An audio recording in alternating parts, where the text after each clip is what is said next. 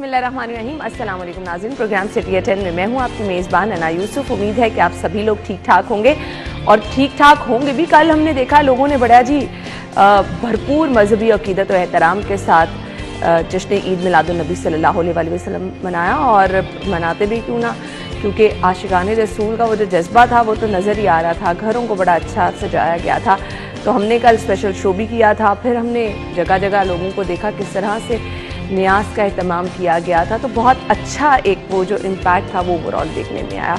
आज के शो की बात कर लेते हैं। आज भी हम आपको मिलवाएंगे अपने मेहमानों से, अपनी खबरें भी डिस्कस करेंगे, सेगमेंट्स भी शामिल करेंगे। तो आगाज़ कर लेते हैं आज के पहले सेगमेंट से और जानते हैं भाई मौसम कैसा है।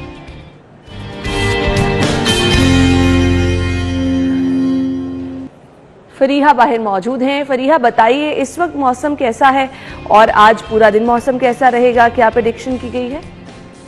जी अन्ना, अगर हम बात करें शहर लाहौर के मौसम के हवाले से तो सुबह सवेरे लाहौर का जो मौसम है वो खासा खुशगवार हो गया है। तेज ठंडी हवाएं चल रही है, थोड़ी सी धूप भी निकली हुई है, लेकिन हवाएं चल रही हैं तो जो गर्मी की शिद्दत थी हब्सी वो टूटती नजर आ रही है। महकमा मौसमियात के मुताबिक आज जो शहर का दर्जा हरारत है वो 24 डिग्री सेंटीग्रेड रिकॉर्ड किया गया है, जबकि ज्यादा से ज्यादा दर्जा हरारत जो है वो 20 डिग्री सेंटीग्रेड तक जाने का इम्कान है। महकमा मौसमियात का कहना है कि जो हवा में नमी का तनासुब है वो 65% रिकॉर्ड किया गया है। जैसे जैसे मौसम गुजरता जा रहा है, वक्त गुजरता जा रहा है, मौसम बेहतरी की तरफ जा रहा है। रात के औकात में जो है वो ठंड महसूस होना शुरू हो जाती है, लेकिन जो एयर क्वालिटी इंडेक्स है वो बढ़ती नजर आ रही है। महकमा मौसमियात के मुताबिक जो शहर के एयर क्वालिटी इंडेक्स आज रिकॉर्ड की गई है वो 208 है, क्योंकि बारिशों का जो मुसलसल सिलसिला है वो अभी शुरू नहीं हुआ, जिसकी वजह से इसमें इजाफा देखने को आया है। माहिरीन का कहना है कि शहरियों को एहतियाती तदाबीर पर अमल करना चाहिए। घरों से निकलते वक्त मास्क का इस्तेमाल लाजमी करें और जो आउटडोर एक्सरसाइज है उनसे गुरेज करें और घरों की जो खिड़कियां उन्हें बंद रखें। और जो सुबह के औकात हैं, खासतौर पे बच्चों के स्कूल जाने के, दफातर जाने के, उस वक्त जो है मास्क का इस्तेमाल करें, क्योंकि जो स्मोक है वो बहुत ज़्यादा बढ़ती जा रही है। जबकि आज जो शहर में बारिश के इम्कान बताए जा रहे हैं वो 10% है, जबकि रवा हफ्ते में जुम्मे और हफ्ते को 50% तक जो है बारिश के इम्कान बताए जा रहे हैं। अच्छा जी, आज 10% इम्कान हैं और फ्राइडे सैटरडे को जो 50% चांसेस हैं कि शहर में बारिश हो सकती है। ऑल्दो मौसम में खासी तब्दीली आई है, मौसम खुशगवार होता चला जा रहा है। तो थैंक यू फरीहा, आपने हमें मौसम की सूरत हाल बताई। अब बढ़ते हैं जी शहर की सूरत हाल की तरफ। आज की पहली खबर, अवाम पर फिर बिजली बम गिराने की तैयारियां, बिजली की कीमतों में मजीद इजाफे की दरख्वास्त।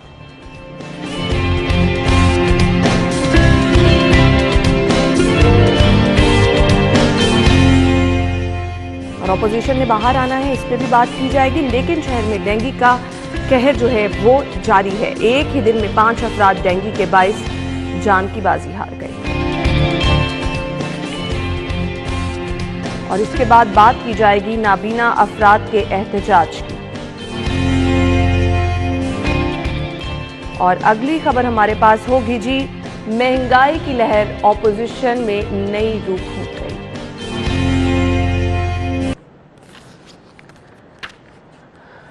ये हैं आज की हमारी टॉप स्टोरीज। इन खबरों को हमने डिटेल में डिस्कस करना है। स्टूडियो में हमारे साथ हमारे सीनियर रिपोर्टर दुर्रे नायाब मौजूद हैं, उन्हें खुशामदीद कहेंगे। अस्सलाम वालेकुम, क्या हाल चाल है आपके? बिल्कुल ठीक ठाक। आपकी पहली हेडलाइन के बाद आपको पता है फिर हालत अच्छी तो नहीं रहती, लेकिन ऑपोजिशन ने भी तैयारी कर ली इस महंगाई के खिलाफ, उस पर भी आएंगे। लेकिन आज की पहली खबर की तरफ चलते हैं।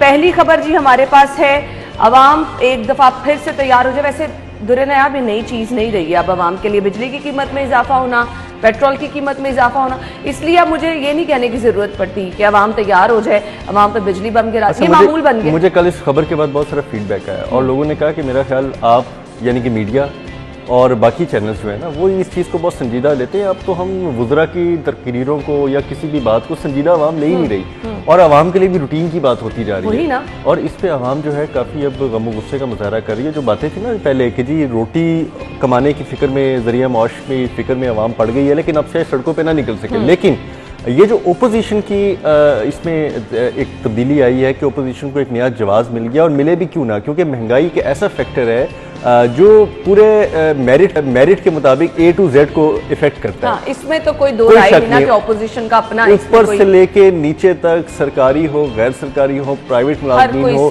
मजदूर हो, दिहाड़ीदार, हर बंदा इससे मुतासिर होता है। और यकीन करें इस महंगाई ने बड़े बड़े साहिब हैसियत लोगों की चीखें निकलवा दी हैं। आप आम लोगों की तो बात छोड़ ही देना, जब आपको 400 रुपए घी मिल रहा होगा, आपको 400 रुपए के करीब मुर्गी मिल रही होगी, दालें जो हैं वो चिकन के रेट्स पे पहुंची होंगी, और इन्फ्लेशन पे हमारे वुज़रा जब ये बयान देंगे, हमारी कैबिनेट ये बयान देगी कि ये जी मसनूई महंगाई है और इसको पकड़ने के लिए कोशिश करें और हम छोड़ेंगे नहीं जिसने मसनूई महंगाई की। भाई कब नहीं छोड़ेंगे? जब आवाम इस काबिल रहेगी नहीं जिंदा रहने की, आप तब नहीं छोड़ेंगे? या आवाम को जो बची कुची सांसें हैं वो तो जिंदगी में जी लेने दें। चलें, इस चीज से तो डिनाई करते हैं, हमारे ऊपर इल्जामात लगाते हैं कि हम ऐसी जगहों पे जाते हैं जहां पर लोग महंगाई का वावेला करते हैं। अपनी इनकी रिपोर्ट, इदारा शुमारियात की रिपोर्ट जो महंगाई के सारे नताइज बता रही, उससे ये लोग तो इनकार नहीं कर सकते ना। अच्छा, आप बिल्कुल इनकार नहीं इनको करना चाहिए। इनको इंटरनेशनल जो रीडिंग्स हैं, इंटरनेशनल जो जितना भी आपको ये कोलैबोरेशन के साथ जस्टिफाइड करते हैं रेट्स को, आप पेट्रोल की बात कर ले, आप फी बैरल पेट्रोल को देख लें और उसके बाद पाकिस्तान में देख लें, इसी तरह दुनिया में देख लें, और इसी तरह साबिका हुकूमतें जितनी थी उनके दौर में इंटरनेशनल रेट्स में बैरल फी रेट निकाल के आप उसको कैलकुलेशन कर लें। हम अभी भी जो है वो मुश्किल तरीन हालात में है कि हमारे रेट्स इतने ऊपर नहीं जाने चाहिए, क्यों जा रहे हैं इसको कोई जस्टिफाइड ही नहीं करता। रोज़ एक नई वजाहत आती है। अब बिजली के देख लें जी, 2 रुपये 62 पैसे, जो कि अब मैं समझता हूँ कि ये बिल्कुल एंड है। इसके बाद अगर आप ये समझें कि अवाम जो है वो कोई मोहब्बत रखेगी, अवाम जो दिल में जो चंद एक उनकी ख्वाहिशात थी कि जी बहुत अच्छी बात है, तब्दीली आ गई है, नए चेहरे आ गए हैं, ईमानदार हुक्मरान आ गए हैं, ये सब दलीलें, ये सब जवाब जो है वो ओपोजिशन इस महंगाई के छतरी तले जो है ना वो उड़ा देगी। और ये सियासी तौर पर जितने लोगों के कथारसिस होते हैं, अगर मैं बात करूं महंगाई पे, जो महंगाई है, आप बात करें तो लोगों के दिलों की भड़ास निकलती है। वो सुनते हैं, उनके दिलों की जो है दिलों में ठंड पड़ती है कि यार कोई तो बात कर रहा है। और हम फिर अगर जब बात करते हैं तो कहते हैं जी कि हमें तो बड़ा टफ टाइम मिल रहा है जी, मीडिया हमारे साथ नहीं चल रहा, हमें बड़ा मुश्किल हालात में धकेला जा रहा है। लेकिन मैंने एक बात हमेशा कहता हूं कि बाहर अगर सूरज हो तो आप रात नहीं दिखा सकते, और आप ये नहीं कह सकते कि बाहर तो बड़ी ठंडी हवाएं चल रही हैं, बारिश का इम्कान है और बड़ा खूबसूरत माहौल है। हमें ये भी नवीद सुना दी गई है कि अभी सर्दी आई नहीं है तो गैस तो ऑलरेडी आपको नहीं मिलेगी, और बिजली भी जो है वो लंबे दौरान ये और जाएगा। एड ऑन कर लें कि एलपीजी भी 300 के करीब लग सकती है जी, कि आप ये बिल्कुल ना करें। आप ये इसमें मैं देख रहा था कि ये चीज मिस है कि अभी भी 200 रुपए के करीब एलपीजी लगी हुई है। और ये जो हालात होंगे जब सुई गैस होगी नहीं, बिजली आपके पास होगी नहीं, आपके पास ईंधन भी मुश्किल, ईंधन भी बहुत ऊपर जाएगा, तो आप क्या करेंगे? आप ना लकड़ियां खरीद सकेंगे, ना कोयले खरीद सकेंगे, बिजली होगी नहीं, सुई गैस होगी नहीं, एलपीजी 300 को लग जाएगी जाके, जो अपकमिंग नजर आ रहा है। और फिर ये कहते हैं कि मसनूई महंगाई को हमने रोकना है। आप यकीन मानिए, आज रोकें आप। अब थोड़ा सा वो गैर संजीदा गुफ्तगू हो जाएगी। हम जिस तरह से मीम्स देख रहे हैं ना, वो डिफरेंट के प्राइम मिनिस्टर साहब क्यों कह रहे थे कि आपने पौधे लगाने, हमें जंगल के दौर में दोबारा लेके जाए। एक्चुअली अब ये चीजें सच होती लोगों की नजर आ रही हैं। ये मजाक में लोग जो आपस में हम सोशल मीडिया पे देख रहे हैं, गुफ्तगू कर रहे हैं मौजूदा हालात को लेकर, वो एक्चुअली लग रहा है कि वाकई ऐसे हो रहा है। लाहौर शहर में बड़ी हद तक लोग जो है ना वो अब उजलत में या कहीं आसपास जाने के लिए वाकई साइकिल इस्तेमाल कर रहे हैं। अब हम तो उस तरफ जा रहे हैं आहिस्ता आहिस्ता, और चले भी गए हैं। लोग तो अब ये भी मीम बना रहे हैं और अपना एक चीज ये मजाक में उड़ा रहे हैं कि जी अब हुकूमत ने बाकायदा घबराने की इजाजत देती है। हाँ, और उसके औकात कर तय कर दिए कि अब सुबह घबरा लें, दोपहर घबरा लें, शाम घबरा लें। ये लोगों के जो है ना ये तासरात है मुख्तलिफ अंदाज में है। कोई इसको मजाक में उड़ा देता है, कोई इसको संजीदा लेता है, कोई दिल पे लेके अस्पताल चला जाता है, कोई गुर्बत में खुदकुशियां हो रही हैं, बेरोजगारी से लोगों के मसाइल पैदा हो रहे हैं। हर बंदे का, हर क्लास का डिफरेंट है। सिचुएशन देखे कहाँ पहुंच गई है, कोई गली मोहल्ला महफूज नहीं है। घर हैं तो घरों में लड़ाई झगड़े हो रहे हैं। हर दूसरा बंदा महंगाई की टेंशन में एक ही चीज डिस्कस करता नजर आ रहा है, बिजली बढ़ गई, पेट्रोल बढ़ गया, घी की कीमत में हर रोज इजाफा, चीनी की कीमत, तो उस पर आप चीनी के दाने गिन के बता दें, रोटी के लुकमे गिन के बता दे कि इतने खा लें। और हमारे इज्जत माब वफाकी वज़रा कहते हैं जी कि आप ना तनख्वाहें बढ़ा लें जी। हाँ। आप ये महंगाई का ववेला ना करें। आप ये मालकान जो हैं, ये जो फैक्ट्री हैं, ये ऑनर्स हैं, ये दुकानें जितनी हैं, इनके मालकान को कहें वो मुलाजमिन की तनख्वाह बढ़ा दें। चले इतना ही आपने बढ़ाई है, कुछ कर्म कर दें कि तनख्वाहें बढ़ा दें, उन लोगों को बेचारों को कुछ तो फायदा हो जाए इस महंगाई में। लेकिन अब जिस तनासब से महंगाई बढ़ गई, अगर तनख्वाहें बढ़ा भी दी जाए, तो मेरे ख्याल से अब ये बैलेंस नहीं होने पहले वाला। देखें माहवार कोई चीज बढ़ जाती थी, कुछ 6 महीने 2 महीने 1 महीने बाद फर्क आता था, अब फिर 15 दिन का, फिर 10 दिन का, अब 4 घंटे का, 4 दिन पे आ गई है, अब घंटों पे बात आ गई है। अब हमें अगले घंटे का नहीं पता कि आज ये 2 रुपए और इन्होंने 65 पैसे यूनिट जो बिजली बढ़ाई है वो कितनी हो जाए। पेट्रोल 2 घंटों बाद आपको क्या पता चले। पेट्रोल 5 रुपए की तजवीज़ होती है, अब 10 रुपए बढ़ा देते हैं। तो चीज़ें जो हैं वो इतनी तेज़ी के साथ ख़राब हो रही है, मईशत हमारी बहुत ज़्यादा ख़राब हो रही है।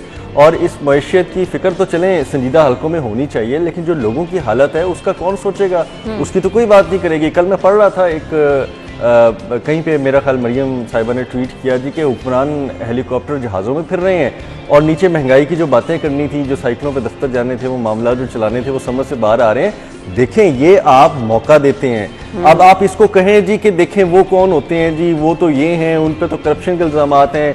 भाई उन पे जो भी इल्ज़ामात हैं वो अवामी बात कर रहे हैं। अब अवामी बात करने का मौका आपने खुद दिया है। हुकूमत देखें 3 साल गुजर चुके हैं, आइंदा बमुश्किल 1.5 साल रह गया है, आखिरी 6 महीने हुकूमत की आगे इलेक्शन की तैयारी की होती है। मुझे नहीं समझ आ रहा कि हुकूमत किस तरफ जा रही है। और मैं कल एक अपने दोस्त जो PTI के रुकने असम्बली भी हैं, मैं उनसे मजाक कर रहा था, मैंने कहा लगता है आप लोगों ने फैसला कर लिया कि सियासत छोड़ दे रही है। हाँ। अच्छा मैं हंस रहा था बात को, वो भी हंसना शुरू हो गए। मैंने कहा उन्होंने अपनी सीटें पक्की कर ली हैं, मैंने कहा ये मेरिट पे फैसले नजर आ रहे हैं कि आप सियासत छोड़ने वाले हैं। मुझे नहीं लग रहा कि सियासत अपने आगे चलनी अगले 5 साल के लिए जाना है। बिल्कुल ऐसे ही है जी। अच्छा जी, अब हमने अगली खबर डिस्कस करनी है। ये तो थी महंगाई की मौजूदा सूरत हाल जो कि थमने वाली नहीं है। अब इस महंगाई की आड़ में हमने PDM को देखा है जी, एक बार तहरीक हुई है तो PDM के लिए ये महंगाई वाला जो एक नई चीज, पहले दिन से वैसे तो महंगाई पर बात करी PDM, लेकिन अब वाकई जब आवाम का सबसे बड़ा मसला बल्कि दुखती रग बन चुकी है, तो PDM को किस तरह से फायदा पहुंचाएगी, इस पर भी बात करते हैं। ब्रेक लेते हैं, ब्रेक के बाद आपको ज्वाइन करेंगे।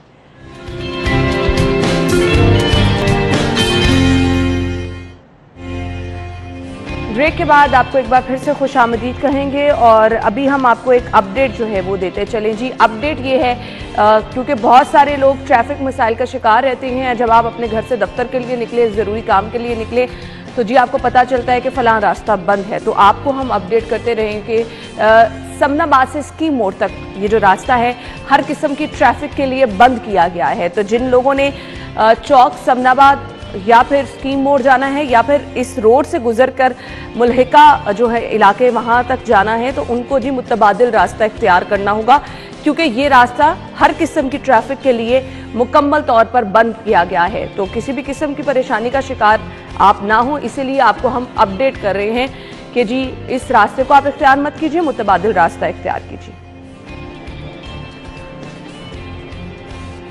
जी तो नाज़रीन, हमने बात की थी महंगाई की, और महंगाई के लिए अब जी PDM जो है वो मुत्तहिद हो चुकी है और एक बार फिर से एहतजाज का प्लान किया जा रहा है। तो दुरेन आप बताइएगा कितना मौसर ये एहतजाज होने वाला है। देखिए मैं समझता हूँ कि PDM ने जब से मुतहरिक हुई है, ये बहुत ही उनका जस्टिफाइड एक पॉइंट है कि वो अवाम की दुखती रग को पकड़ रहे हैं और अवाम के जो नब्ज़ है, उनके मसाइल की जो असल में प्रॉब्लम है उस पर हाथ रख दिया उन्होंने। और ये ऐसा पॉइंट है कि जिसपे कोई बंदा भी इसकी जस्टिफिकेशन, मैं समझता हूँ कि बायुल अकल जो है ना वो उसकी जस्टिफिकेशन वैसे तो आवाम निकले ना निकले इस महंगाई की वजह से जरूर इनके जल्द और कोई बंदा जो जिसको अल्लाह ताला ने अकल और शऊर अता किया है वो ये नहीं कह सकता कि महंगाई जी बहुत ही बड़ी नेमत है और इसकी जस्टिफिकेशन ये है कि ये होनी जरूरी थी। अब किसी टाइम होता था ना महंगाई से गरीब ही मुतासिर हो रहा होता था, अब सिर्फ गरीब मुतासिर नहीं हो रहा, जिंदगी के हर तबके में लोग। आप देखें ना पेट्रोल कहाँ पहुंच चुका है, आप ये देखें कि आपके खाने पीने की अशिया के अलावा आपका चलना फिरना, एक मकाम से दूसरे मकाम पे पहुंचना कहाँ पहुंच चुका है, कितना ज्यादा एक्सपेंस आ गया है। और एक बात कि हम खुद तो रो रहे हैं लेकिन इनके फैसलों से सरकार भी रो रही है। हाँ। अब वो कैसे रो रही है जी, ऑरेंज लाइन मेट्रो बस के अंदर जो सब्सिडी दी जा रही है पर टिकट, पर पैसेंजर के हिसाब से जो टिकट वसूल की जा रही है, वो तो पहले ही इनको बारे में नहीं थी। और ये फ्यूल बढ़ने से, बिजली के चार्जेस बढ़ने से जितने भी नर्क बढ़े, क्योंकि ऑरेंज लाइन इलेक्ट्रिक ट्रेन है और उसके साथ आपकी मेट्रो बसेस जो हैं वो फ्यूल पे चलती हैं, तो आप देखें पर पैसेंजर हुकूमत को कितना लॉस हो रहा है। इसी तरह बाकी प्रोजेक्ट्स पे जहाँ पे हुकूमत सब्सिडी दे रही है लोगों को बिजली की मद में, लोगों को ट्रैवलिंग की मद में, उनके अपने अखराजात कहाँ पहुँच गए हैं, उनके खसारे जो हैं वो करोड़ों से अरबों में जा पहुँचे हैं और अरबों से पता नहीं आगे कहाँ पहुँचेंगे। तो ये पॉइंट्स जो हैं ये ऐसे पॉइंट्स हैं जिस पे PDM का बात करना कोई बंदा ये नहीं कह सकता बिला जवाब है। ठीक है उनके अपने मसाइल हैं, ठीक है उन पे केसेस हैं, ठीक है आपने सियासी तौर पे काफ़ी हद तक एक महाज गर्म कर रखा है, लेकिन लोगों को अब इससे कोई सरोकार नहीं है। लोगों को अपनी दाल रोटी से सरोकार है, लोगों को अपनी दिहाड़ी से सरोकार है, लोगों को अपने कारोबार नौकरियों से सरोकार है, लोगों को अपनी ज़िंदगी जीने के लिए अब सिर्फ मामला चलाने से सरोकार है। वो दिन गए कि कोई बचत करता था, वो दिन गए कोई सोचता था कि मेरे पास कमाई का इतना जरिया है तो मैं उसमें से आधे पैसे बचा लूँ, मैं कोई चीज़ ले लूँ, मैं कोई इन्वेस्टमेंट कर लूँ, मैं मुस्तकबिल में कुछ पैसे सेव करके रख लूँ, काम आएंगे। वो दिन चले गए, वो दिन चले गए। अब तो सिर्फ आपका सर्वाइवल है, survival to live, survival to best life. तो मेरा ख्याल है वो भी टाइम चला गया। लोग क्या करते थे जी, अपने हर महीने के बजट में से कुछ पैसे निकाल के जिन्होंने घर बनाने हैं वो घर के लिए जमा करते थे, लोग गाड़ी के लिए करते थे। अब ये चीजें मुमकिन ही नहीं रह गई हैं। आपको हर दिन चीजों में इजाफा नजर आ रहा है, तो जहां आपने थोड़े पैसे इकट्ठे करने हैं वहां आपको पता चलेगा लाखों में कीमतें फिर बढ़ गई। अच्छा, जो हमारे 2 to 5% अशराफियां हैं, अगर हुकूमत समझती है कि उनकी मिसालें देकर वो 95% गुरबा के साथ ये मजाक उड़ाएगी तो ये बड़ी अफसोसनाक बात है। हाँ। ये बातें आगे जाके आपको नजर आएंगी। अगर पीडीएम ईमानदारी के साथ और नेक नीति के साथ अगर अवाम के इस मसले को लेकर चलेगी तो अवाम उनके साथ चलेगी भी, उनकी सुनेगी भी, क्योंकि ये इस वक्त मेरा ख्याल है पाकिस्तान का टॉप प्रायोरिटी मसला है। हमें बाकी चीज़ें तो चलें चारों तरफ से, हमें क्या खतरात होनी है इस मुल्क में। अब हमें तो अंदरूनी तौर पर ये खदशा है कि बहुत ज़्यादा भूख अफलास की वजह से हम लोग मर जाएंगे। और हमारे अंदर हुकूमत की स्ट्रेटेजी समझ नहीं आ रही। पीडीएम के पास महंगाई बहुत बड़ा हथियार है, अवाम बाहर निकलेंगे क्योंकि अवाम बहुत ज्यादा परेशान है। अब हुकूमत महंगाई कंट्रोल करने के बजाय किस तरह से हुकूमत जो है अवाम की सपोर्ट हासिल कर सकती है? कैसे हम ये समझ लें कि इतनी बढ़ती हुई महंगाई में ये लोग अपनी सीटों पे अपनी कुर्सियों पे विराजमान रहेंगे? मुमकिन कैसे है ये? देखें, इन्होंने मईशत का जो जहाज है ना वो ऑटो पे चला के खुद आराम से बैठ गए, ठीक है। और जब पायलट ऑटो पे चला लेता है ना जहाज, तो कुछ कुदरत के रहमो करम पे भी होता है। हाँ। और उस पे जो है वो कुदरत, ये ज्यादा कुदरत के रहमो करम, ये कुदरत के ज्यादा हमारा जहाज मईशत का रहमो करम पे चला गया है। और आप ऑटो पे लगा के अगर समझती हैं कि ये मुल्क ऐसे ही चला जाएगा तो उसमें रिस्क फैक्टर जो है वो होता मिनिमम है, लेकिन वो होता बड़ा ड्रास्टिक इफेक्ट है उसका, और उससे बड़े तबाहकुन असरात होते हैं। खुदा ना खास्ता अगर आपका यही मौशियत का जहाज जो है वो किसी हल्की सी भी चीज़ से टकरा गया तो आप देखें कहाँ तबाही की तरफ जाएंगे। बिल्कुल। तो बुनियादी तौर पे पीडीएम के पास इस वक्त एक बहुत बड़ा हथियार है, और वो हर अमीर, गरीब, सरकारी, गैर सरकारी, दिहाड़ीदार, मजदूर, हम जैसे लोगों की आवाज़ है, और हम जैसे लोगों के एक दिल की आवाज़ है, जिसको अगर कोई ऐवाने बाला तक पहुंचाएगा तो बात आगे चलेगी। आज तक जितनी 3-3.25 साल तक सियासत हुई, पीडीएम के पास जो भी सॉलिड बातें हुई, जो भी चीज़ें हुई, उसमें से हमेशा हमारे जो सियासी तौर पर हुक्मरान जमात है उसने पीडीएम के कुछ लोगों को तोड़ने की कोशिश भी की, कुछ लोगों को राम भी कर लिया, कुछ लोगों को बिठा भी लिया, कुछ लोगों को जस्टिफिकेशन भी दी। लेकिन महंगाई पे अगर कोई भी अलायंस है, कोई भी आपकी जमात है, वो क्या टूटेगी, वो क्या कहेगी, वो पीडीएम के साथ क्या करके उसका साथ छोड़ेगी। और आप यकीन माने खुद पाकिस्तान तहरीक इंसाफ के ऐसे कुछ रहनुमा हैं जो कि कैमरे के आगे आके बात नहीं करते, मुख्तलिफ गैदरिंग्स में लोगों के साथ उन्होंने इजहार ख्याल किया कि वाकई ये मुल्क जो है अब महंगाई के हवाले से तबाही की तरफ जा रहा है और उनसे चीजें नहीं कंट्रोल हो पा रही, वो एग्री कर रहे हैं। बिल्कुल अना, आप ये कुछ ना करें, आप कुछ ना करें। आप 2018 से पहले की एक जो डी चौक में एक फिल्म चला करती थी, उसकी री इनेक्टमेंट ही कर दें अगर आप, यानी कि उसको दोबारा से परफॉर्म कर दें। सोशल मीडिया पे जितना लोग एक्टिव होके काम कर रहे हैं, उसको धरने को, उसको देखें जो कहा करती थी यही हुक्मरान जमात, आप उसको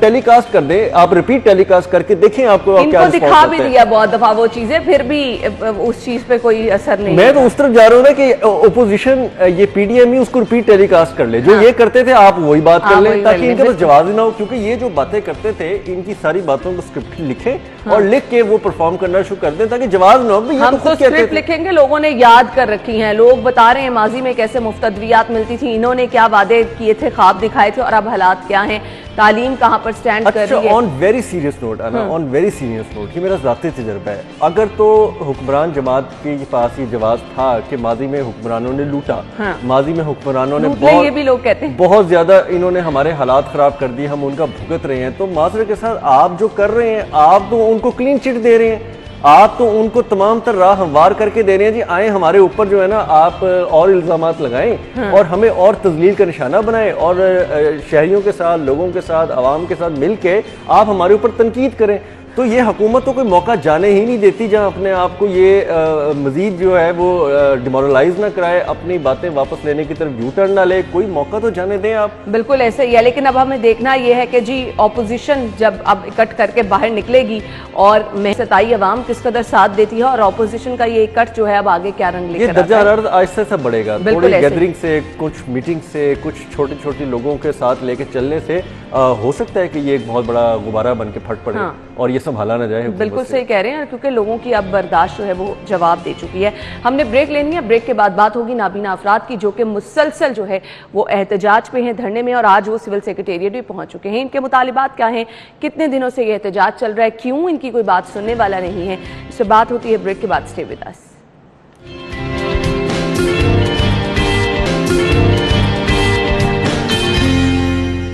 ब्रेक के बाद आपको खुश आमदीद कहेंगे और शहर की हर चीज़ हम आपके साथ क्योंकि डिस्कस करते हैं, कहाँ कहाँ पर एहतजाज हो रहा है, कहाँ पर इस एहतजाज की वजह से ट्रैफिक का दबाव है। तो जी सिविल सेक्रेटेरिएट जो कि शहर की एक मारूफ और मसरूफ शाहराह है और इस टाइम तो जी वहाँ पर ट्रैफिक के हवाले से कॉम्प्रोमाइज़ किया ही नहीं जा सकता। तो खैर नाबीना अफराद का धरना जारी है और नाबीना अफराद जो कि मॉल रोड पर एहतजाज कर रहे थे वो सिविल सेक्रेटेरिएट के बाहर मौजूद हैं, धरना दिए बैठे हैं। तो कैसर खोखर साहब वहां पर मौजूद है, सबसे पहले हम उनकी तरफ रुख करेंगे और जानेंगे कि एहतजाज जो कर रहे हैं नाबीना अफराद, धरना दे रहे हैं, इनके मुतालिबात क्या हैं, इनसे क्या मुज़ाकरात के लिए वहां पर कोई पहुंचा है। खोखर साहब की तरफ रुख करते हैं। खोखर साहब बताइएगा, नाबीना अफराद सिविल सेक्रेटेरिएट के बाहर मौजूद हैं, तो कितने दिन हो गए इनको एहतजाज करते, धरना देते हुए? तो आज जब ये सिविल सेक्रेटेरिएट पहुंचे हैं, क्या यहाँ कोई इनके साथ मुज़ाकरात के लिए आया है? जी बिल्कुल, सिविल सेक्रेटेरिएट के बाहर जो है नबीना अफराद ने इस वक्त धरना दिया हुआ है। नबीना अफराद से मुज़ाकरात के लिए अभी तक कोई भी नहीं आया और नबीना अफराद जो है नारे लगा रहे हैं, हुकूमत के खिलाफ मुतालबा कर रहे हैं कि उन्हें नौकरियां दी जाए, जो डेली वेजर नबीना अफराद है उनको रेगुलर किया जाए और इस हवाले से नई सीटें नबीना अफराद की क्रिएट की जाए। नबीना अफराद ने सड़क की ट्रैफिक जहाँ दाखिली रास्ता सिविल सेक्रेटेरिएट का गेट है वो बंद कर दिया है और ट्रैफिक जो इस्लामपुरे की तरफ जाती है, सेशन कोर्ट की तरफ जाती है, पीपल हाउस की तरफ जाती है और कैबिनेट ब्लॉक की तरफ जाती है, वो ट्रैफिक जो है बंद हो गया है और ट्रैफिक को रोक दिया गया है और सड़क ब्लॉक कर दी गई है और इस वाले लेकिन लोअर माल जो मेन रोड है वो चल रही है, लेकिन जो सेशन कोर्ट की तरफ सड़क जाती है सिविल सेक्रेटेरिएट के दाखिली रास्ते की तरफ और पंजाब बैंक का गेट जो है वो बंद कर दिया गया है। इस वक्त हमारे साथ नबीना अफराद मौजूद हैं, इनसे बात करते हैं, ये क्या कहते हैं। जी आपके क्या क्या मुतालबात है? जी हमारा सिंपली एक मुतालबा है कि जो बेरोजगारों को रोजगार दिया जाए और जो डेली वेजेस में आदमी है उनको कॉन्ट्रैक्ट दिया जाए। टीचर एजुकेशन में हमारी सीट्स हैं जस्ट फॉर ब्लाइंड, वो जल्द से जल्द अनाउंस की जाए और जो स्पेशल एजुकेशन डिपार्टमेंट ने 2 साल पहले वादा किया 250 सीट देने का, उन सीटों को क्रिएट करवाया जाए। जो 30% कोटा है डिसेबल का, उनमें से 1% ब्लाइंड के लिए मुख्तस किया जाए। मैं बताते चलूँ, ये हमारा धरना 9वें दिन में दाखिल हो चुका है और ना कोई हुकूमती नुमाइंदा ना कोई अपोजिशन का नुमाइंदा यहाँ पे आया है और हमारे बहुत से साथी बीमार हो रहे हैं और बहुत से साथी हमारे जिनको डेंगू हो चुका है और बुखार में मुब्तला हैं, वो तब तक नहीं जाएंगे जब तक इनके मुतालबात पूरे नहीं हो जाते। हमें किसी से मिलने की ज़रूरत नहीं है, हमारे काम कर दें तो हम अपने काम करवा के वापस चले जाएंगे। जी नबीना अफराद कह रहे हैं कि इनके धरने की वजह से बहुत सारे जो नबीना अफराद है वो बीमार हो रहे हैं, कुछ को डेंगू हो गया है, लेकिन वो कहते हैं कि वो अपना एहतजाज जो है जारी रखेंगे, अपना धरना जारी रखेंगे। खोखर साहब ये कहिएगा, इससे कबल मॉल रोड पर ये धरना दिए बैठे थे और अब सिविल सेक्रेटेरिएट ये पहुंच चुके हैं, तो अब इनकी एहतजाजी हिकमत अमली क्या है? क्योंकि 9 दिन से तो इनसे मुज़ाकरात किसी ने नहीं किए और आज भी सुबह से इनसे मुज़ाकरात कोई नहीं कर रहा, तो अब इनकी हिकमत अमली क्या होगी? अगर कोई मुज़ाकरात नहीं करता, इनकी बात नहीं सुनता, तो क्या ये सिविल सेक्रेटेरिएट के बाहर ही मौजूद रहेंगे? जी बात यह कि लोग फ्रस्ट्रेशन का शिकार हो गए हैं। आप लोग चाहते हैं कि हमें का कोई हक हासिल नहीं है क्योंकि ऑलरेडी हमारे 50% से ज़्यादा लोग बीमार हैं और उनको मैंने कहा है घर चले जाएं, आप लोग अपना ट्रीटमेंट कराएं, लेकिन वो बाजिद हैं कि हमें अगर ऐसे जीना है तो हम जीना नहीं चाहते। जी वो बजिद है कि वो अपना धरना जारी रखेंगे, उस वक्त तक बीमार भी हो गए हैं, डेंगू भी हो गया है, लेकिन फिर भी वो अपना धरना जारी रखेंगे और ये धरना उस वक्त तक जारी रहेगा जब तक उनके मुतालबात पूरे नहीं हो जाते। और सेक्रेटेरिएट का दाखिली रास्ता जो है गेट है वो मुजाहिरीन ने बंद कर रखा है, हुकूमत के खिलाफ शदीद नारेबाजी कर रहे हैं। ठीक है कैसर खोखर साहब, आपका बहुत बहुत शुक्रिया, आप हमारे साथ मौजूद थे और सिविल सेक्रेटेरिएट के बाहर ये नाबीना अफराद था जुर्न है। अब आपने भी मुतालिबात सुने, सच मुतालिबात कोई ऐसे नहीं है कि माने ना जाए, यहाँ से अफसरान अंदर सेक्रेटेरिएट में भी जा रहे हैं तो ये नाबीना अफराद, इनकी कोई सुनने वाला नहीं है। उनसे वादे किए गए थे, आपने वो पूरे करने हैं बस। देखिए, बेहिसी हुकूमत की तो हम पहले ही रो रहे थे, कोई गुज़िश्ता आधे घंटे से तो हम हुकूमत की बेहिसी पे रो रहे हैं। अब ये अफसरशाही जो है, ब्यूरोक्रेसी जो है, ये जो चोर रास्तों से पीछे रख के रास्तों से सेक्रेटरीट जा रही है, तो ये इनको फेस करे आके।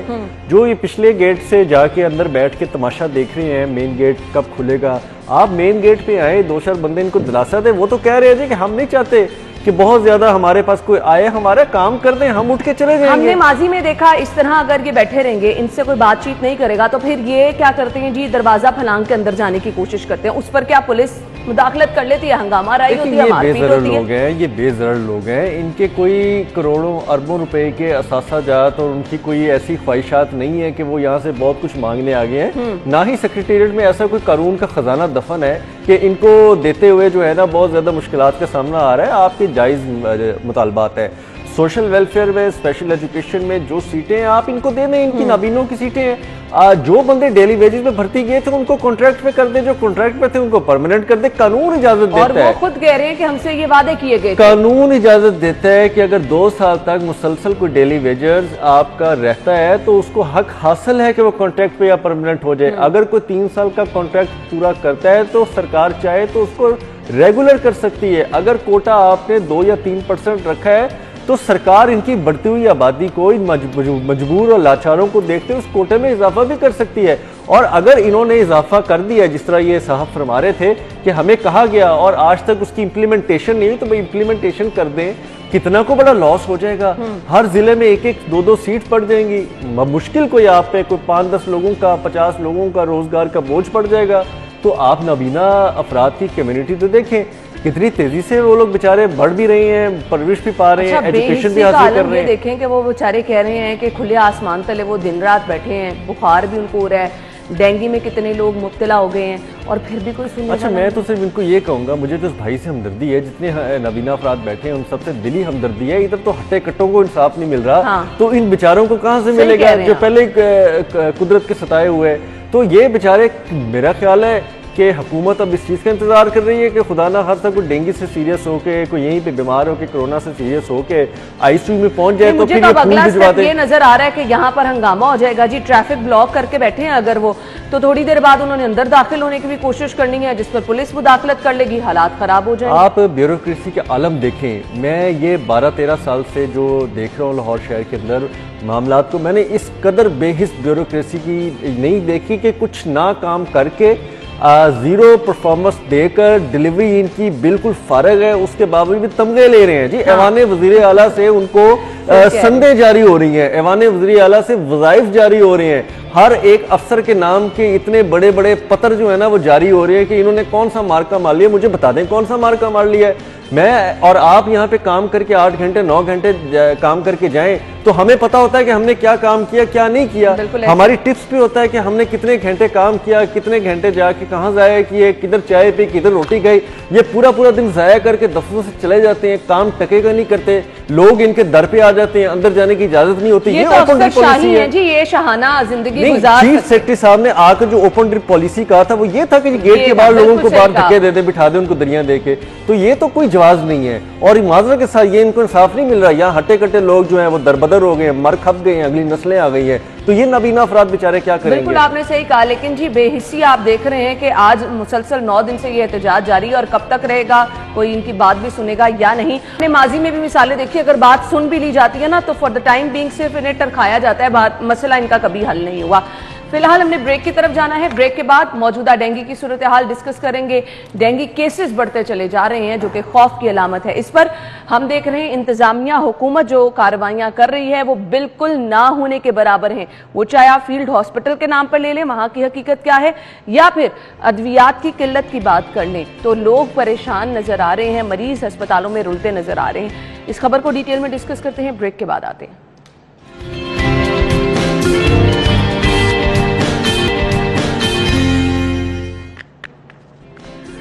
वेलकम बैक नाज़रीन, ब्रेक के बाद आपको एक बार फिर से खुशामदीद कहेंगे। डेंगू की सूरत हाल बिगड़ती चली जा रही है और इसमें सबसे ज़्यादा खौफनाक सूरत हाल ये है जी, हुकूमत डेंगू से होने वाली अमवात छुपाने लगी है। और इसके साथ साथ जब ये डेंगू मेरे ख्याल से पीक पे पहुंचा था तो जाहिद साहब ने कहा था डैशबोर्ड पे डाटा भी सही जो है वो फराहम नहीं किया जा रहा, क्या कहेंगे दुर्रने आप? समझता हूँ कि छुपन छुपाई का दौर है और चोर सिपाही का खेल जो है ना वो खेला जाता है। लेकिन पकड़ भी जब होती है तो अच्छी खासी हो जाती है। और जब पकड़ होती है तो फिर एक तरफ देखें ना, आवाम तो उसको भुगतती है। आपके छुपने छुपाने से, ये इस तरह के कामों से किसी को रिलीफ मिलता हो ना तो आप छुपा लें, भले आप छुपा के आप सारा डाटा जो है ना वो तिजोरियों में रख लें। और अगर इससे लोगों के बुखार ठीक होता है, उनको डेंगू से रिलीफ मिलता है, जितना मर्जी डाटा छुपा लेंगे, हमें जो इर्द गिर्द हर दूसरा बंदा मुतासिर नजर आ रहा है। और आप किसी को मुतासिर ना भी करें, हर बंदा अपनी रिपोर्ट फेसबुक पे डाल के या किसी भी सोशल मीडिया के ऐप पे डाल के, बिल्कुल वो खुद लिख रहा है जी कि मुझे बुखार हो गया, डेंगू का, मेरी प्लेटलेट्स की रिपोर्ट आई है, लिहाजा मेरे लिए दुआ करें। आपका सबसे पहला सोर्स ऑफ इन्फॉर्मेशन तो यही सोशल मीडिया बन गया है।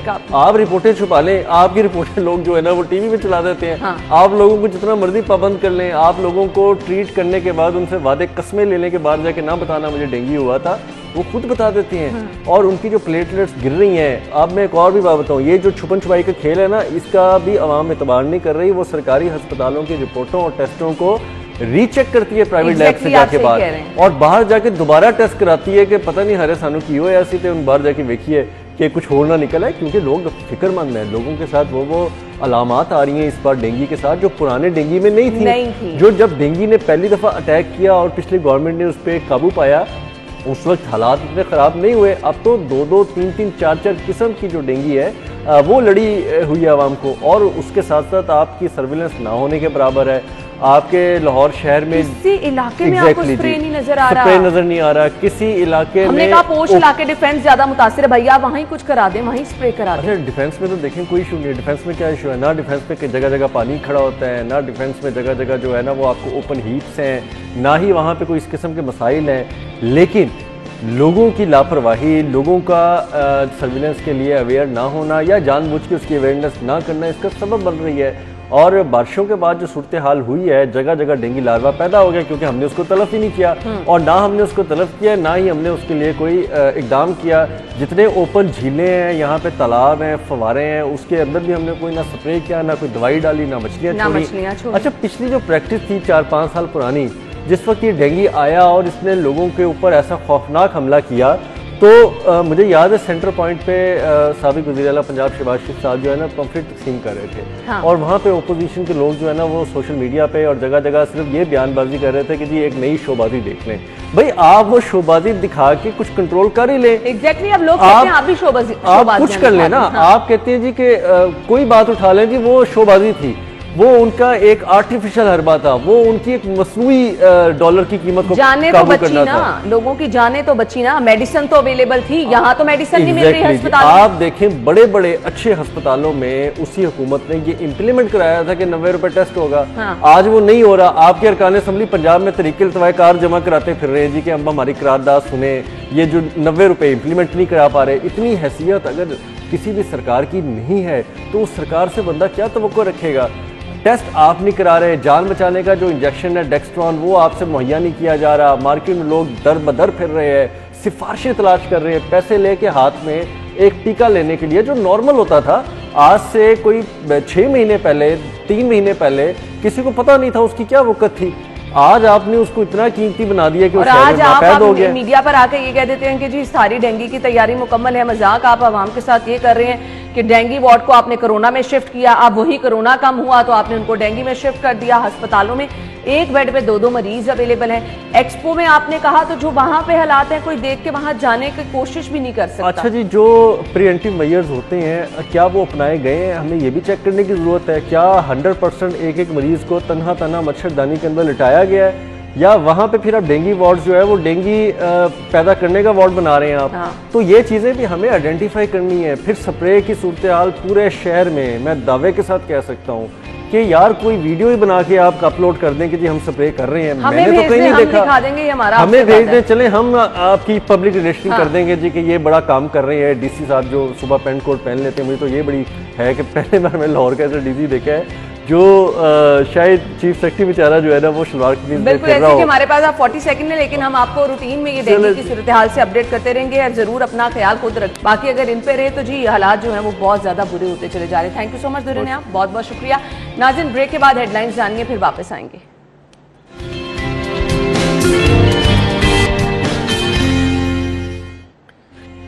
स्टूडियो में आपको नाज़रीन एक बार फिर से खुशामदीद कहेंगे और प्रोग्राम के इस हिस्से में हम शामिल करने वाले हैं सेगमेंट्स। और सेगमेंट्स में एज़ यूजुअल हम आपको बताते हैं कि जी मोबाइल के रेट्स क्या हैं, फिर इसके साथ साथ करेंसी रेट्स आपके साथ शेयर करते हैं।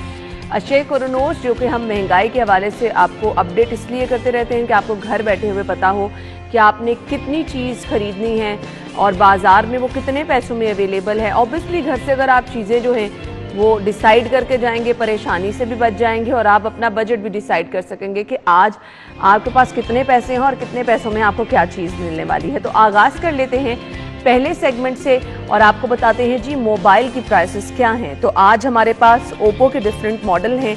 ओप्पो मोबाइल जो ख़रीदना चाह रहे हैं, इंटरेस्टेड हैं लोग, उनको मैं बता देती हूँ। सबसे पहले ओप्पो A5 मोबाइल की कीमत 29,999।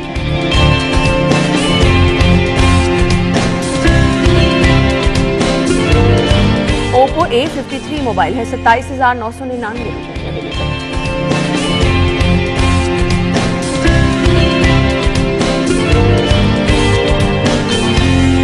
इसके बाद जी ओप्पो F1 मोबाइल है 23,900 रुपये।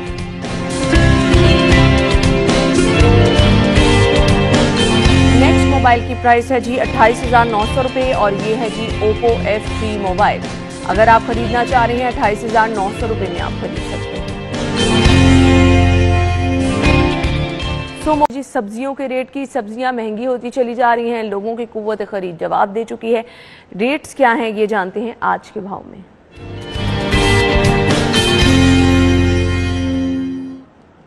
अलबर रईस इस वक्त मार्केट में मौजूद हैं, तो सब्जियां किस कीमत पर मिल रही हैं, कौन कौन सी सब्जी ऐसी है जिसकी कीमत में इजाफा हुआ है, ये उनसे जान लेते हैं। जी अलबर बताइएगा। अच्छा बिल्कुल, इस वक्त मैं टाउनशिप सब्जी मार्केट में मौजूद हूँ। यहाँ पर अगर आज के सब्जियों के रेट्स की बात की जाए तो आज सब्जियों के रेट्स खासे ज़्यादा हैं और आसमान से बातें करते हुए दिखाई दे रहे हैं, जिसके बायस यहाँ पर मार्केट में आए खरीदारों को खासी मुश्किलात का सामना है। इस हवाले से अगर आज के रेट्स की बात की जाए तो आलू कच्चा नया दर्जा अव्वल जो है 60 रुपये किलो, जबकि प्याज दर्जा अव्वल 50 रुपये किलो तक फ़रोख्त किया जा रहा है। उसके साथ साथ टमाटर दर्जा अव्वल 80 रुपये, जबकि लहसुन देसी 200 रुपये किलो तक फ़रोख्त किया जा रहा है। उसके साथ अगर मजीद बात करें लहसुन चाइना की तो 280 रुपये किलो, अदरक चाइना 280 रुपये किलो, जबकि खीरा फार्मी जो है वो 60 रुपये फ़ी किलो तक जो है वो फ़रोख्त किया जा रहा है। इन महंगे रेट्स के बायस शहरियों का ख़रीदारी का रुख जो है वो खासा कम मार्केट के अंदर दिखाई दे रहा है। इसके साथ अगर मजीद बात करें मेथी की तो मेथी जो है वो 200 रुपये किलो, बैंगन 60 रुपये किलो, उसके साथ शिमला मिर्च 300 रुपये किलो तक जो है वो मार्केट के अंदर फ़रोख्त की जा रही है। उसके साथ भिंडी 100 रुपये किलो, शलजम 80 रुपये किलो, सब्ज़ मिर्च अव्वल जो है वो 150 रुपये फ़ी किलो तक फ़रोख्त की जा रही है। उसके साथ अगर मज़ीद बात करें घिया कद्दू की तो घिया कद्दू जो है वो 100 रुपये किलो, जबकि घिया तोरी 120 रुपये किलो तक यहाँ पर फ़रोख्त की जा रही है। इसके साथ लीमू चाइना जो है वो 120 रुपये किलो, जबकि अरवी 60 रुपये किलो तक फ़रोख्त की जा रही है। इसके साथ अगर मज़ीद बात करें टिंडे देसी की तो वो 200 रुपये किलो, जबकि करेला अव्वल जो है वो 100 रुपये किलो तक फ़रोख्त किया जा रहा है। इन सब्जियों के बढ़ते रेट्स और महंगाई ने जो है वो आवाम की चीखें निकलवा दी हैं और आवाम जब यहाँ पर आए ख़रीदारों से, शहरियों से हमारी गुफ्तगू हुई तो उनका ये कहना था कि बीफ, मटन, चिकन तो पहले ही आवाम की पहुंच से खासा दूर होता हुआ दिखाई दे रहा है और अब सब्जियों के बढ़ते रेट्स भी जो है वो उन्हें खासी मुश्किलात के अंदर मुब्तला करते हैं। बिल्कुल आवाम की परेशानी बिल्कुल ठीक है जी, क्योंकि आवाम ये कह रही है कि जिस रेट पे गोश्त मिलता था अब उस पर दालें और सब्जियां मिल रही हैं। तो सब्जी कोई भी ऐसी नहीं है जो कि 200-300 रुपये से कम है। तो वो लोग जिनकी फैमिलीज बड़ी हैं, हर घर में 5-6 लोग तो होंगे ही, किस तरह से मैनेज करेंगे, सवाल ये पैदा होता है। और जहाँ तक रह गई बात सरकारी नेतनामे की, वो अगर मौजूद होता है तो उस पर अमल नहीं हो रहा था। जहाँ कहीं अमल हो रहा है वहाँ पर वो सब्जियों की हालत देख के आपका दिल नहीं करता कि आप वो सब्जियाँ खरीद लें। बढ़ते हैं जी मीट रेट्स की जानिब। ज़ैनत शॉप के रेट हमारे पास हैं। अगर आप जा रहे हैं ज़ैनत शॉप से खरीदारी करने के लिए तो यहाँ पर बीफ पर केजी 630 रुपये किलो में आप खरीद सकेंगे। बीफ मेंस आपको मिलेगा 735 रुपये किलो। मटन पर केजी 1450 और मटन मेंस 1585 रुपये किलो में अवेलेबल है। चिकन के रेट जिंदा मुर्गी गवर्नमेंट रेट के मुताबिक, सरकारी रेट के मुताबिक 228 रुपये किलो में अवेलेबल है। इसका बना हुआ गोश्त आपको मिलेगा 331 रुपये किलो। अब आ जाए जी एग रेट्स क्या हैं। तो एग रेट सबसे पहले रिटेल प्राइस के मुताबिक मैं आपको बता देती हूँ जी। आप अंडों की खरीदारी करने जाएंगे तो 164 रुपये दर्जन में आप अंडों की खरीदारी कर पाएंगे। होलसेल पर आपको 2 रुपए की बचत के साथ 162 रुपए दर्जन में अंडे मिल सकते हैं। और इसके बाद अगर आप जाएंगे गोदमे पे, तो गोदमे पे 163 रुपए दर्जन में आप अंडों की खरीदारी कर सकते हैं। तो ये तो थी जी तमाम रेट लिस्ट जो कि आपके साथ शेयर कर दी है। इसके बाद आपको ये डिसाइड करने में आसानी हो जाएगी कि आज आपने क्या बनाना है।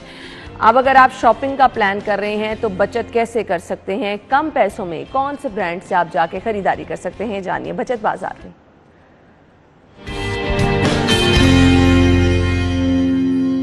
पहला ब्रांड जहां पर ऑफ लगी है जी, J.Dot पे अगर आप जा रहे हैं तो यहां पर अप टू 50% ऑफ।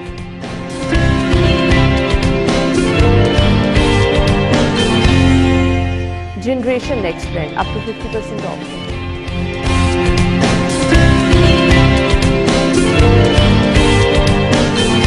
चारकोल पे अगर आप जा रहे हैं अप टू 50% ऑफ।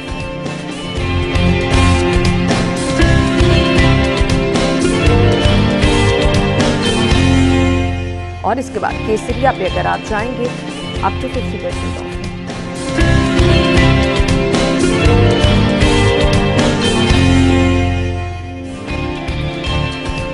तो ये तो थी हमारे पास तमाम रेट लिस्ट जो कि आपके साथ हमने जारी की, और इसके साथ साथ ऑफ कहाँ लगे ये भी आपको बता दिया। अब जान लेते हैं माल का हाल।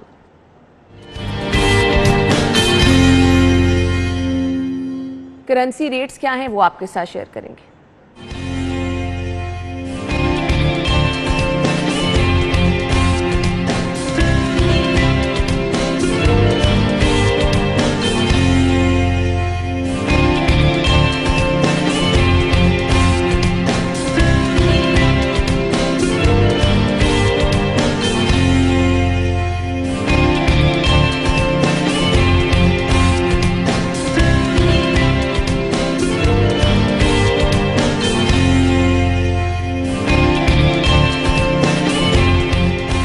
हमारे सेगमेंट्स यहाँ पे कंप्लीट हो चुके हैं। हमने जाना एक ब्रेक की तरफ, और ब्रेक के बाद आपकी मुलाकात कराएंगे हम आज के मेहमान से। और आपने कहीं नहीं जाना, हमारे साथ ही रहना है, क्योंकि जिस मेहमान से हम आपको मिलवाने वाले हैं हमेशा से दुखी इंसानियत की खिदमत के लिए वो पेश रहे हैं। तो इतने मुश्किल दौर में किस तरह से वो लोगों की खिदमत कर रहे हैं इस पर हम नज़र डालेंगे। तो लेकिन ब्रेक पे जाने से पहले आपको एक अहम खबर हम आप तक पहुंचा देते हैं। पंजाब हुकूमत ने बल्दियाती इदारों की बहाली का नोटिफिकेशन पेश किया है। बल्दियाती इदारों की बहाली के हवाले से जो अपडेट है वो आप तक पहुंचानी है। आप नाज़रीन ब्रेक के बाद आपको ज्वाइन करते हैं।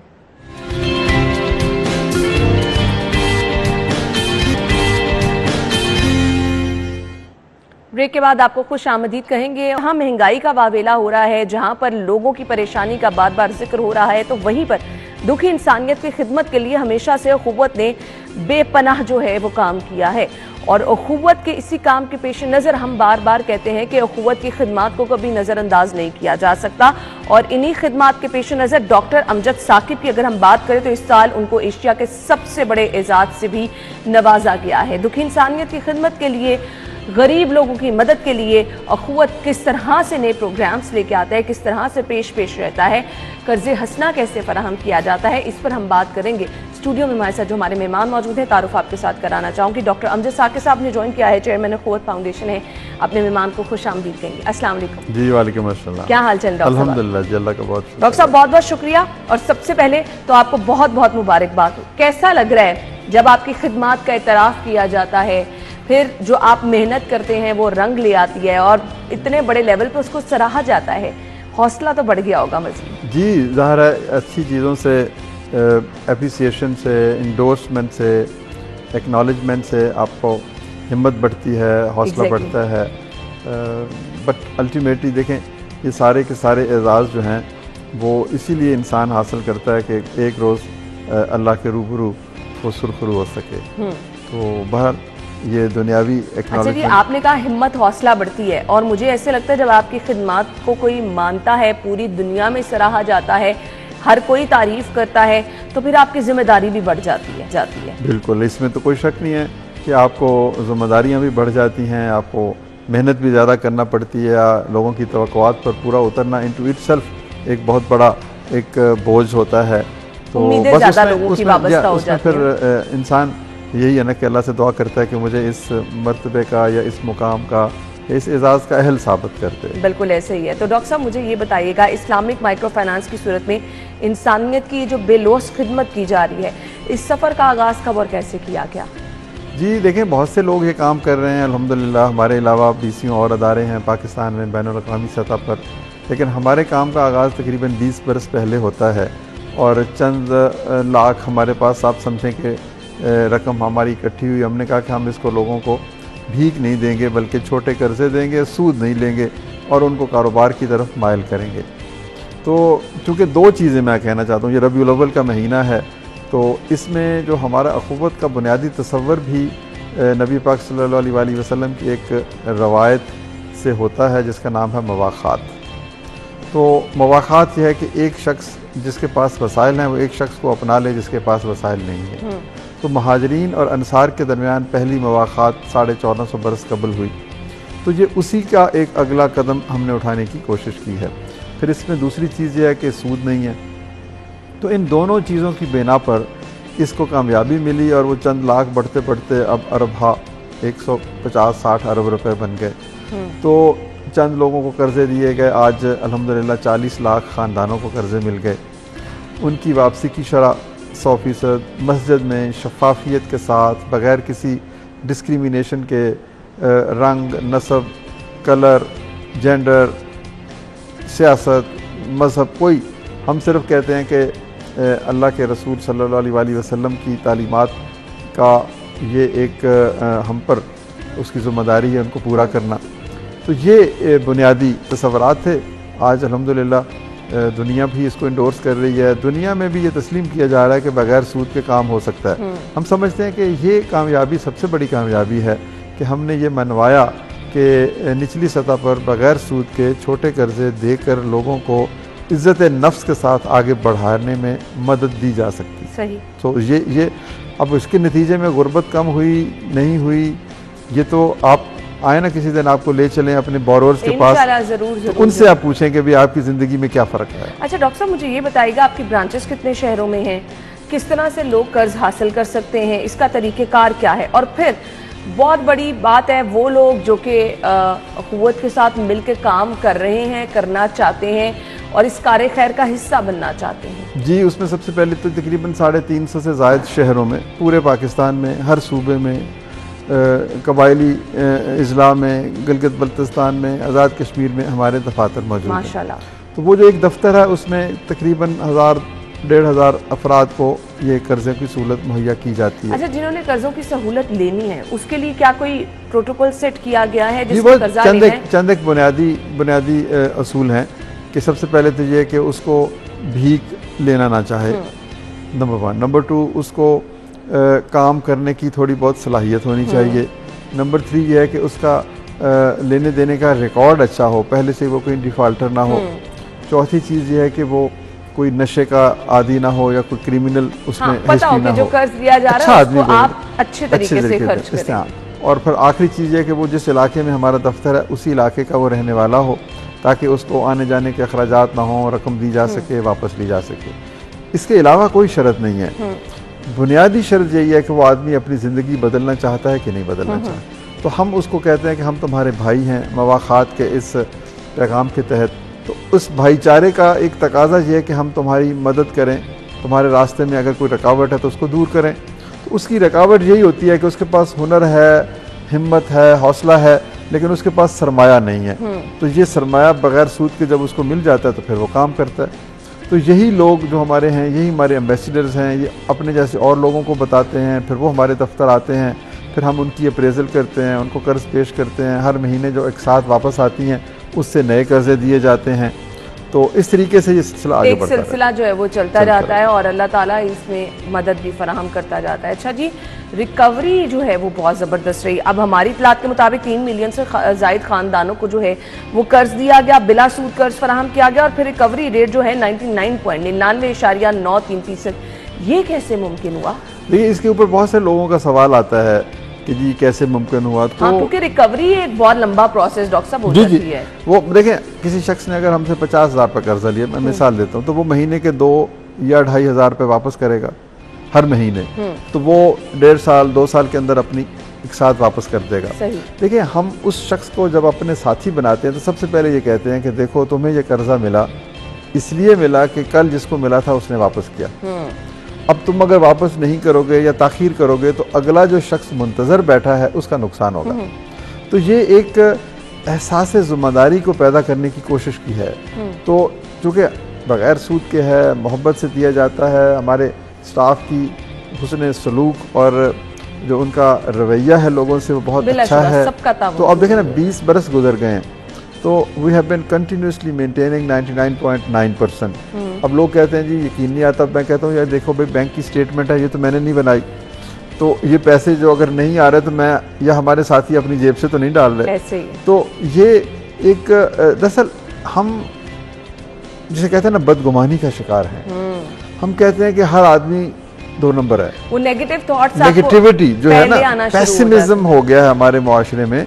और डॉक्टर साहब जहाँ पर पैसे से रिलेटेड बात होती है ना तो आपको ज्यादा परेशानी सामने आ रही होती है। बस जो परेशानी सोच के काम करते हैं वो परेशान ही रहते हैं। अगर आप मुस्बत तरीके से किसी पर एतमाद करें, किसी से मोहब्बत करें, तो हमारा तजर्बा ये है, बाकी दुनिया का तजर्बे और भी हैं, लेकिन हम कहते हैं कि आओ नीयत अच्छी होनी चाहिए, काम अच्छा होना चाहिए, रवैया अच्छा होना चाहिए, कोई लालच नहीं है, कोई तअस्सुब नहीं है, फिर शफाफियत है, मस्जिद में बैठ के हम काम करते हैं। तो ये कौम बड़ी खूबसूरत लोगों के ऊपर मुश्तमिल है, बशर्ते कि इनके साथ मोहब्बत की जाए। बिल्कुल आपने सही कहा। अच्छा जी, आप जिस तरह से आपने बताया मुख्तलिफ शहरों में आपकी टीमें हैं, आपकी ब्रांचेज हैं, एक्टिव हैं लोग और हर जगह पर लोगों को कर्जे फराम किए जा रहे हैं, मतलब इतनी बड़ी टीम भी तो आपकी होगी डॉक्टर साहब, इतने सारे लोग। जी, सिर्फ जो कर्जे हसन के प्रोग्राम हैं, ये माइक्रो फाइनेंस में 4000 एम्प्लॉइज़ हैं अल्हम्दुलिल्लाह।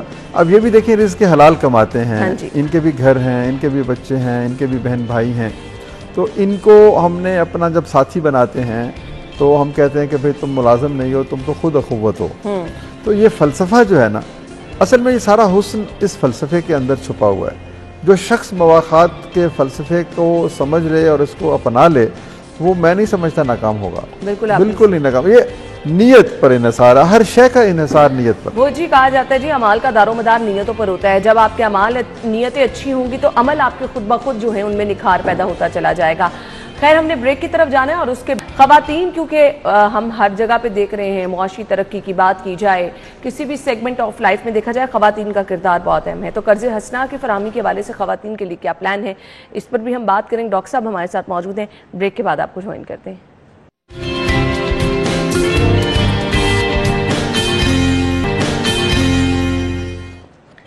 वेलकम बैक नाज़रीन। एक बात तो बिल्कुल वाज़ेह है जी कि अगर आपने तरक्की करनी है तो ख़वातीन को अपने शाना बशाना आपको खड़ा करना पड़ेगा। तो जी अब जब एक चीज़ ऑब्वियस है तो ख़वातीन को भी काम करने के लिए अब हमारे माशरे में बहुत सारी ख़वातीन ऐसी हैं मेहनत करना चाहती हैं, कोई ऐसा प्लेटफॉर्म नहीं होता, बहुत सारे इकट्ठे पैसे नहीं होते। तो डॉक्टर साहब ख़वातीन के लिए भी क्या कुछ प्लान कर रखा है? जी, जो हमारे कर्जे हैं इनमें से तकरीबन 58% कर्जे मर्द इस्तेमाल करते हैं और 42% ख़वातीन इस्तेमाल करते हैं। तो आप ये बहुत बड़ी एक क्वांटिटी है जिसमें बड़ा नंबर है कि जिसमें ख़वातीन भी इन कर्ज़ों को इस्तेमाल करती हैं। चलें जी, ख़वातीन भी कर्ज़ों को इस्तेमाल करती हैं। ख़वातीन के लिए भी क़ुव्वत के प्लेटफॉर्म से जो है वो कर्ज़े हसना की फराहमी के लिए जी इंतज़ामात किए गए हैं, जो कि खुशाइन बात है।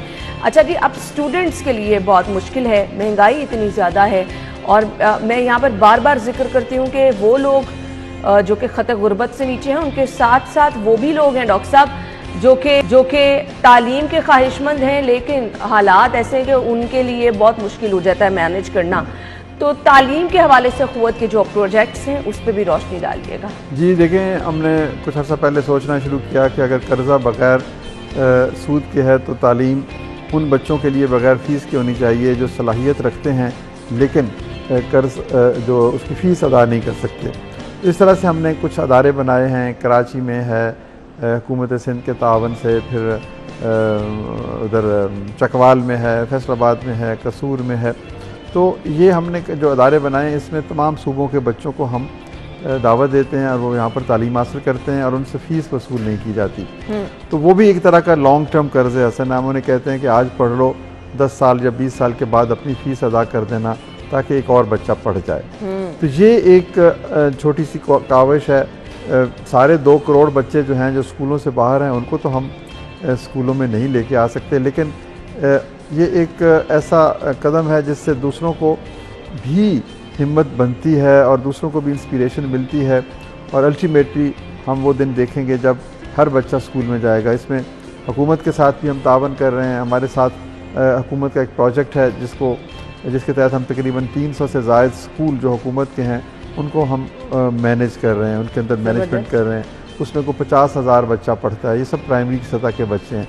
तो मुख्तलिफ लेवल्स पर देखें, जो आपने तालीम की बात की है ना, इसमें एक इश्तराक अमल दरकार है, यानी अखुवत जैसे अदारे, फिर हुकूमत, फिर प्राइवेट सेक्टर, हम सब मिलेंगे तब इस मुल्क में ये सारे काम जो है तालीम की मेहनत में इसमें सबको मिलजुल कर काम करना होगा। तो हम कॉम्प्लीमेंट करते हैं हुकूमत के काम को। कामयाब पाकिस्तान जो हुकूमत का प्रोग्राम है जी, गुर्बत में कमी, मुआशी खुशहाली और समाजी तरक्की के लिए ये एक मुनफरिद मनसूबा है और इससे मुआशरे के महरूम तबकों को भी घर मिल जाएगा। इस पे अखुवत का क्या रोल है डॉक्टर साहब, उसके बारे में बताइएगा। देखिए, ये हुकूमत पाकिस्तान ने, वज़ीर आज़म और वज़ीर ख़ज़ाना ने एक बहुत बड़ा कदम उठाया है कि पाकिस्तान में लाखों लोगों को सरकारी सरपरस्ती में और सरकारी तावन से कर्ज़ हसन दिया जाए, ताकि वो या घर बनाएं, या वो ज़राअत करें, या वो लाइफ स्टॉक में इन्वेस्ट करें, या फिर वो अपना छोटा कारोबार करें। तो ये अल्हम्दुलिल्लाह कोई इस साल 150 अरब से ज़ायद की रकम हुकूमत मुख्तलिफ बैंकों से लेकर माइक्रो फाइनेंस अदारों के ज़रिए से लोगों तक पहुँचाने का इरादा रखती है। सही। तो उसमें अखुवत भी दूसरे अदारों की तरह एक पार्टनर होगी। बैंक्स के ज़रिए से ये रकम छोटे कर्ज़े देने वाले अदारों तक पहुँचेगी, और हम चूँकि निचली सतह पर लोगों के साथ काम करते हैं, इसलिए हमें पता है कि इस रकम को किस तरह से किसको देना है। तो यूँ ये एक ट्राईपार्टाइट अरेंजमेंट आप समझें कि जिसमें हुकूमत पाकिस्तान और फिर कमर्शियल बैंक्स और माइक्रो फाइनेंस अदारे ये काम कर रहे हैं। हुकूमत ने अखुवत पे बहुत ट्रस्ट किया इस मामले पर, अहम मामला है, सेंसिटिव मामला है। क्या जो अखुवत ने माजी में मिसालें कायम की हैं, आपको लगता है कि उसके पेश नज़र, या बहुत अच्छे तरीके से आप लोग मैनेज कर लेंगे उसके पेश नज़र? जी बिल्कुल, देखिए दोनों चीज़ें हैं। एक तो हमारा 20 ईयर्स का ट्रैक रिकॉर्ड अल्हम्दुलिल्लाह है कि ये जो तसव्वुर लेकर हम चले, हम उसके साथ किस कदर वफादारी से हमने उसके साथ काम किया और अपनी मेंटेन की है, अपनी एफिशिएंसी, अपनी इफ़ेक्टिवनेस, अपनी रिकवरी, ये चीज़। दूसरी ऑब्वियसली हमारी कैपेसिटी है। हुकूमत ने या बैंकों ने जब पैसे हमें देने हैं तो पहले वो सबसे देखेंगे कि हमारे दफातर कितने हैं, हमारे एम्प्लॉयज़ कितने हैं, हमारा IT का सिस्टम कैसा है, हमारा बाकी निज़ाम कैसे हैं, गवर्नेंस किस तरह से होती है, रिक्रूटमेंट कैसे होती है, स्टाफ की ट्रेनिंग्स कैसे होती हैं। तो ये दोनों चीज़ें हैं, एक माजी की हमारी जो कारकर्दगी और एक एग्जिस्टिंग जो हमारी डिस्बर्समेंट की या अप्रेजल की कैपेसिटी जो है। तो ये मेरिट पे फैसला होता है। ये जब लाखों करोड़ों अरबों रुपयों की बात होती है तो ये इस कौम का पैसा है, लोगों का पैसा है। तो जब तक एक एतमाद ना हो हर तरफ से, ये काम नहीं होता। तो ये ऐसे नहीं है कि एक पैसे उठा के किसी को दे दिए और उसने आगे किसी को दे दिए।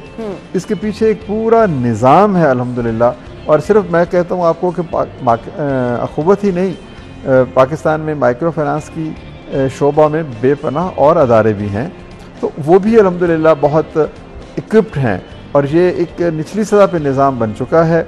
अब ये एक कोलैबोरेशन का जब आगाज़ होगा तो आप देखेंगे कि इससे लाखों लोगों का भला होगा। इंशाल्लाह जी, इंशाल्लाह। डॉक्टर साहब, गुर्बत के खात्मे के लिए ट्रिकल डाउन और बॉटम अप अप्रोच जो है, ये है क्या, क्यों अपनाया जाता है इसको, और ये कितनी ज़रूरी है? देखिए, बहुत अरसा से एक ट्रिकल डाउन अप्रोच चलती रही है। ट्रिकल डाउन का मतलब ये होता है कि आप बालाई सतह पर चंद सौ या चंद हज़ार बहुत बड़े बड़े सरमायादारों को, इंडस्ट्रियलिस्ट को, ताजरों को पैसे दे दें और वो अपने इंडस्ट्री लगा लें और कारोबार कर लें, जिसके नतीजे में लोगों को एम्प्लॉयमेंट मिलेगी और फिर खुशहाली ट्रिकल डाउन होगी, यानी वो खुशहाली नीचे तक पहुँचेगी, नीचे की तरफ आएगी, उस तबके की तरफ आएगी जो गरीब है। जो गरीब, उसमें होता यूँ है कि जो टॉप के लोग होते हैं वो ज़्यादा बेनिफिट होते हैं और माजी में इसने उतने मुस्बत नताइज इसके नतीजे से नहीं निकले कि वो जो इंटरसेप्टिव नेट है ये ट्रिकल डाउन होता कम है, कतरा कतरा। तो एक वक्त लगता है जब वो तमाम खुशहाली के समरात निचले तबकों तक पहुँचे।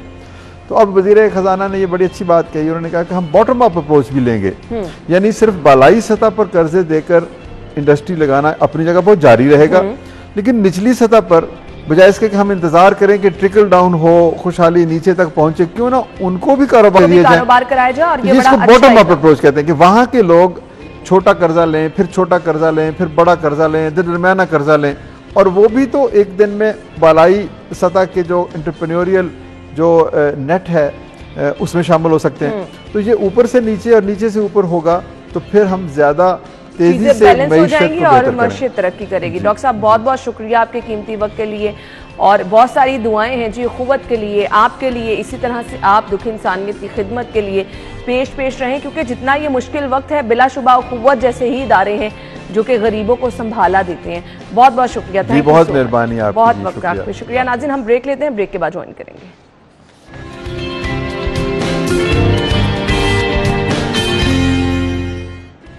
ब्रेक के बाद आपको एक बार फिर से खुशामदीद कहेंगे, और हम आपको फिट रखने के हवाले से एक सेगमेंट स्पेशल करते रहते हैं, और आज भी हम ये सेगमेंट कर रहे हैं। मॉर्निंग वर्कआउट पे हम बात करने वाले हैं। मॉर्निंग वर्कआउट है क्या, उसमें कौन कौन सी चीज़ें आपको फॉलो करनी है, नाश्ता कब करना है, कॉफ़ी, कुछ लोग कहते हैं ब्लैक कॉफ़ी का अगर दिन से आगाज़ कर दे तो जी बहुत एक्टिव आप रहते हैं। तो ये सब चीज़ें हमें बताने के लिए सिलाफ नकवी ने ज्वाइन किया है। अपनी मेहमान की तरफ चलेंगे। अस्सलाम वालेकुम। वालेकुम सलाम। क्या हाल चले? मैं ठीक हूँ, अल्लाह की शुक्र, आप बताइए। बिल्कुल ठीक ठाक। अब आपने हमें जल्दी से ये बताना है कि मॉर्निंग वर्कआउट आपने कब से स्टार्ट करना है, किस टाइम आपने उठना है, और उसके बाद आपकी दौड़ कैसे लग जानी है, उसमें ब्रेकफास्ट किस तरह से आपने पूरे दिन का आगाज। ओके, सो मॉर्निंग वर्कआउट इंपॉर्टेंट है इस तरह से कि आप सबसे पहले जब भी वर्कआउट करने लगे कोशिश करें कि सुबह का वर्कआउट आप एम्प्टी स्टमक करें। कॉफ़ी का आपने जिक्र किया, वो लोग जिनको पैनिक अटैक्स या एंजाइटी डिसऑर्डर है ज़रा वो कैफीन से थोड़ा दूर है, अदरवाइज ये स्टिमुलेंट है, आप प्रॉब्लम में आ सकते हैं। दूसरा, ये एम्प्टी स्टमक अगर तो खुदा न खास्ता आपकी शुगर लेवल आपका लो हो जाता है या ब्लड प्रेशर लो हो जाता है, तब आप फिर इसको कुछ खाकर 1 घंटा वेट करके वर्कआउट करेंगे। इसमें होगा क्या, सबसे पहले आपको क्या करना होगा, आप बहुत आराम से स्क्वाट में गए। आपकी स्ट्रेचिंग बहुत इंपॉर्टेंट है सुबह के टाइम में, हम वो भी रोटेशन अभी बताएंगे कैसे है। आप स्क्वाट में गए ताकि आपकी टोनिंग भी हो और आप सुबह सुबह जो है खुद को रिवाइटलाइज अपनी एनर्जी को कर रहे हैं। अक्सर लोग सुबह उठते हुए उनको बहुत ज्यादा मॉर्निंग सिकनेस होती है। हाँ, और मॉर्निंग सुबह उठते बड़ा लेजी आप बिल्कुल लेजी फील करते हैं। उसके लिए एक प्रेशर पॉइंट याद रख लें, 3 फिंगर्स आपकी यहाँ, और जो पॉइंट यहाँ बचेगा उस पर आपने ये थंब रख के इसको 30 सेकंड तक प्रेस करना है। 1 मिनट तक आप प्रेस कर सकते हैं। 2 से 3 दफा आपको नौजिया हो रहा है, कोई भी प्रॉब्लम हो रहा है, वो थोड़ी देर में जाना शुरू हो जाएगा। मॉर्निंग सिकनेस सिर्फ नाम है, वो दिन के किसी भी टाइम हो सकती है।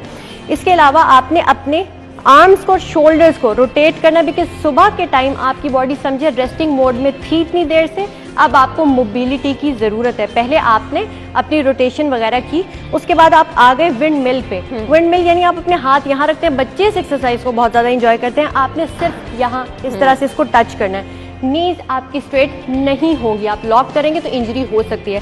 इसलिए आप या तो लंज में चले जाएंगे, लंच में जाकर इसको या नीज को थोड़ा सा बेंड करेंगे, लेकिन आपकी टोज को वो क्रॉस नहीं करेंगी।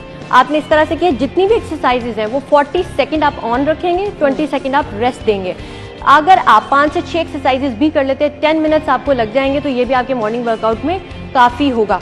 उसके बाद आपने इस तरह से स्टैंड किया, जितना आप वाइड कर सकते हैं। वाइड करते हुए आपने यहाँ थोड़ा सा होल्ड किया 3 सेकेंड्स का।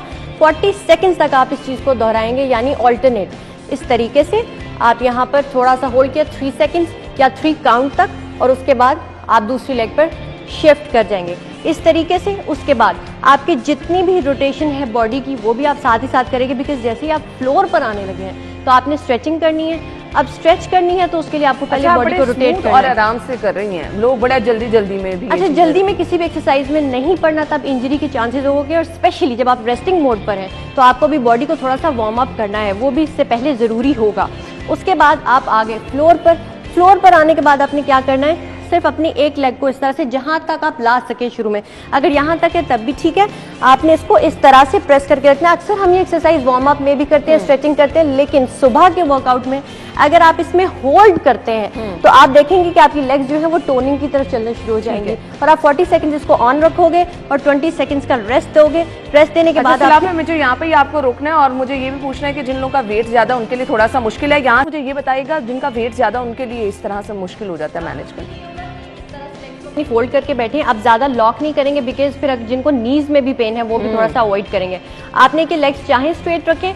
आप माउंटेन में गए, माउंटेन में जाने के बाद अपने हाथ जैसे ही रिलीज करना है इसको, आपने ट्विस्ट कर जाना है। अब ट्विस्ट का मतलब ये जितना आप जा सकते हैं। अगर आप यहाँ भी शुरू में जाते हैं, आपकी बॉडी में थोड़ा सा स्ट्रेन आएगा और तब ये आसन या पोज काम करना शुरू कर देगा। आपने फिर से इनहेल किया और जैसे इसको रिलीज किया आप ट्विस्ट में चले गए। ट्विस्ट के बाद कुछ चीज़ें जो ऑटोमेटिकली आपका वेट रिड्यूस करें, ये एक चीज़ है जो मॉडिफिकेशन में बदल जाएगी। सबसे पहले आप गए कोबरा में, जो कि सुबह सुबह बहुत इंपॉर्टेंट है आपकी स्पाइन के लिए भी।